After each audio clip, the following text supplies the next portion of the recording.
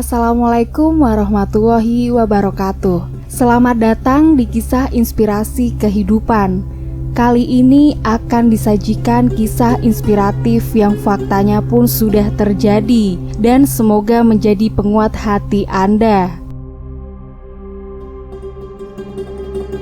Kisah heroik Ali bin Abi Thalib dengan pedang Zulfikar di Perang Khandaq.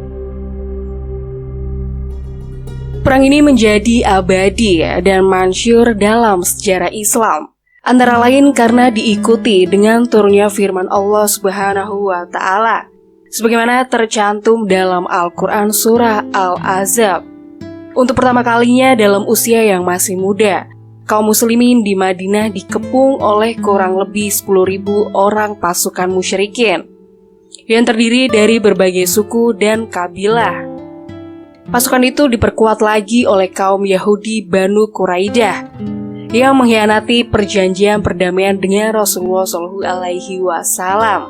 Mereka ini bergabung dengan pasukan musyrikin Quraisy yang membludak dari Mekah guna mengepung kota Madinah. Peperangan tersebut dinamakan juga Perang Khandaq atau Perang Parit, karena untuk menanggulangi penyerbuan kaum musyrikin Quraisy atas usul dan prakarsa Salman Al-Farisi. Dengan persetujuan Rasulullah, kaum muslimin menggali parit-parit yang cukup lebar dan dalam di sekitar pinggiran kota Madinah. Di Perang Khandaq ini keampuhan dan ketangkasan Ali bin Abi Thalib juga teruji. Dalam Perang Khandaq melawan seorang pendekar Quraisy yang terkenal ulung, yaitu Amr bin Abduwud Al-Amiri. Al-Hamid Al-Husaini dalam bukunya berjudul Sejarah Hidup Imam Ali bin Abi Thalib radhiyallahu anhu menggambarkan Amr seorang prajurit berkuda yang gesit dan lincah, bermain pedang atau tombak. Dengan congkak dan sombong, si kafir ini berani maju ke depan menyeberangi parit pertahanan kaum muslimin lewat bagian yang agak dangkal dan sempit. Sambil membanggakan kebolehannya mengendalikan kuda, ia berteriak menantang, "Hai, apakah tak seorang pun yang berani keluar untuk bertanding?" Tantangan dari seorang jagoan yang garang itu tidak ditanggapi oleh pasukan muslimin. Kaum muslimin banyak mengenal siapa Amr bin Abduwud itu dan betapa tenar namanya sebagai pendekar yang mahir duel 1 lawan 1. Setelah melihat kenyataannya, tak ada seorang pun yang menanggapi tantangan Amr Ali bin Abi Thalib. Tidak tahan lagi menahan perasaan geramnya. Ia segera berdiri dan berkata kepada Rasulullah, "Ya Rasulullah, biarlah saya yang menandingi dia."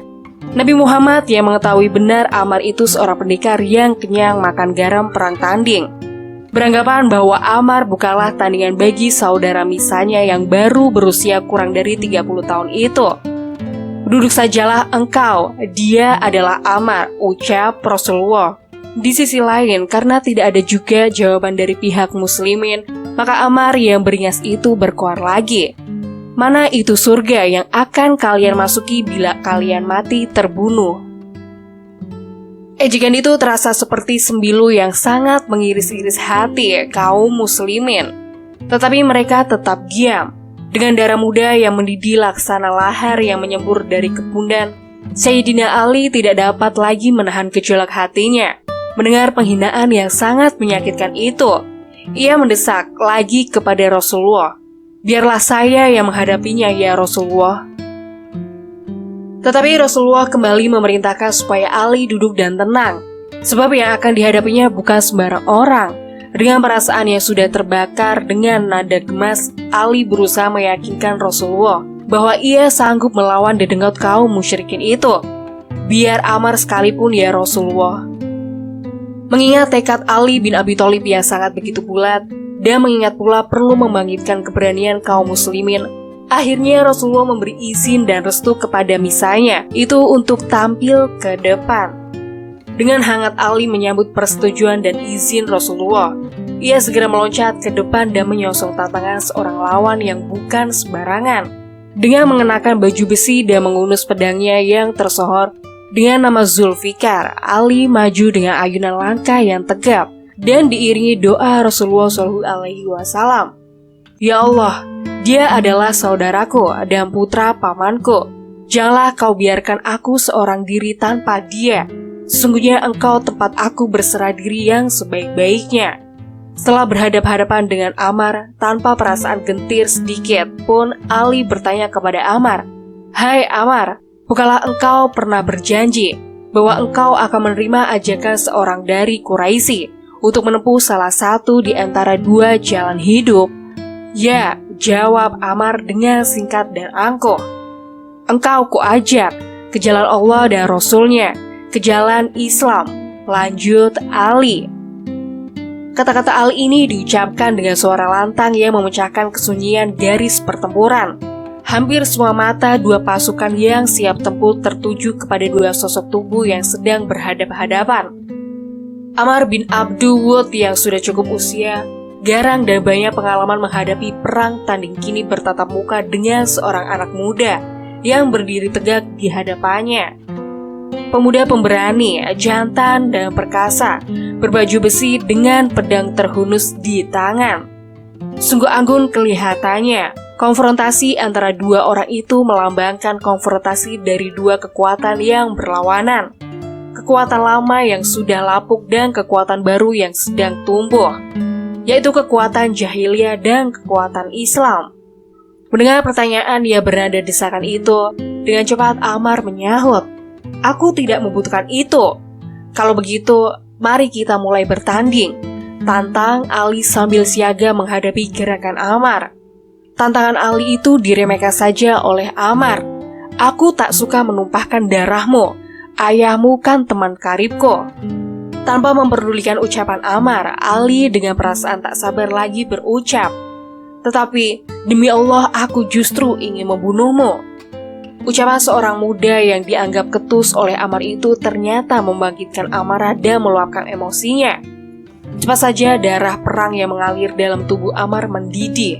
Naluri keprajuritan secara cepat menyatakan gerak ke refleksi dan langsung seketika menyerang Ali. Demikian gesit dan tangkasnya Ammar mengayunkan pedang dengan dorongan tenaga yang luar biasa. Tetapi Ali tidak kalah tinggi nalurinya dan gerak refleksinya. Ammar yang sejak semula meremehkan lawan ternyata sia-sia belaka dalam mengerahkan segala kekuatannya ototnya untuk menebas leher Ali bin Abi Thalib. Kesempatan yang melesat itu dipergunakan sebaik-baiknya oleh Ali. Ia mengelak, menangkis, dan menyerang dalam gerak beruntun secara kilat. Pada saat Ammar kehilangan keseimbangan badan, pedang Zulfikar yang diayun kuat-kuat oleh Ali menyambar bahu kanan Ammar sampai terbelah dua. Pendekar kebangsaan Quraisy itu jatuh dari atas kuda, menggelepar di tanah mandi darah dan debu. Perang tanding berlangsung demikian cepat dan selesai jauh lebih cepat dari yang diperkirakan orang. Pada mulanya banyak yang menduga bahwa Ali yang masih hijau itu akan dibelah dua oleh pedang Ammar.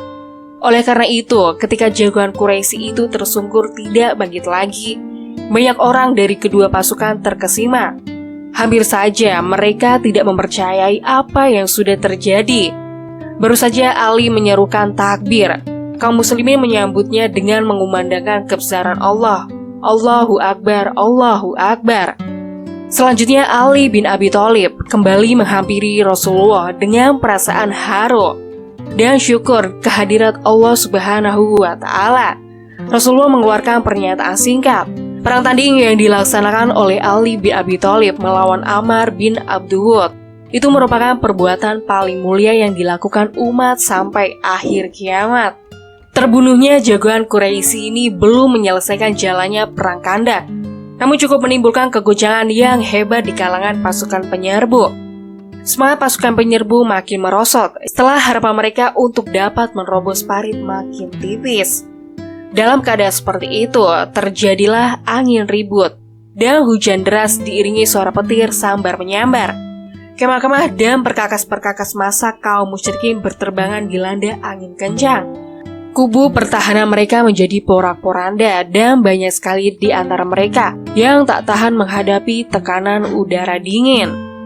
Di tengah-tengah hembusan angin puyuh seribut itu, Abu Syufan yang dalam perang Khandaq ini bertindak selaku rimpian pasukan penyerbu berkata kepada anak buahnya, "Saudara-saudara kita tak perlu lama lagi tinggal di tempat ini. Banyak kuda dan unta kita yang sudah binasa. Bani Quraidah sudah tak menepati janjinya lagi dengan kita. Bahkan kita mendengar hal-hal dari mereka yang tidak menyenangkan hati. Tambah lagi kita menghadapi angin kencang begini ributnya. Maka itu lebih baik kita pulang saja. Aku sendiri akan berangkat pulang. Di tengah-tengah angin puyuh yang begitu kencangnya, Abu Sufyan dan rombongan secara bergelombang meninggalkan tempat dan kembali ke Mekah. Keesokan harinya yang sudah tak ada lagi seorang Quraisy atau Yahudi yang masih tinggal, semuanya sudah jauh meninggalkan parit. Rasulullah bersama kaum muslimin lainnya dengan tenang kembali ke tempat kediaman masing-masing. Semuanya memanjatkan syukur sedalam-dalamnya kepada Allah Subhanahu wa Ta'ala yang telah menghindarkan mereka dari mara bahaya. Kisahnya pun berakhir sampai di sini. Semoga menginspirasi dan sampai jumpa di kisah-kisah inspiratif lainnya. Wassalamualaikum warahmatullahi wabarakatuh.